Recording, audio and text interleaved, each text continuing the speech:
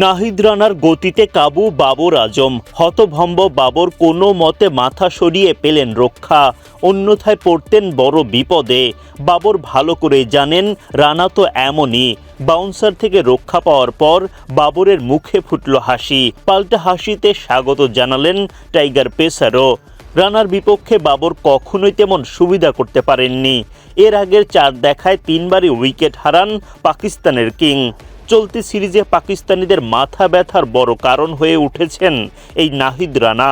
চতুর্থ দিনের শুরুতেও পাকিস্তানিদের প্রথম উইকেটের পতন ঘটে রানার হাত ধরেই। পাকিস্তানের সামনে 437 রানের বিশাল লক্ষ্য, তার ওপর চতুর্থ দিনের শুরু থেকেই টাইগার বোলারদের দাপট। পাকিস্তানিরা যখন প্রতিরোধ গড়ার স্বপ্নে বিভোর, তখন নাহিদ রানার গতির তাণ্ডব। রানার বলে দিশেহারা হয়ে পড়েন পাক ওপেনার আবদুল্লাহ ফজল। মেহেদী হাসান মিরাজ নেন চোখ ধাঁধানো এক ক্যাচ। সতীর্থরা রীতিমতো ছুটে গিয়ে বাহবা জানান মিরাজকে। বাংলাদেশ পায় প্রথম ব্রেক থ্রু। 28 বলে 6 রান করে ফিরে যান ফজল। পাকিস্তানের দলীয় 27 রানে প্রথম উইকেটের দেখা পায় বাংলাদেশ।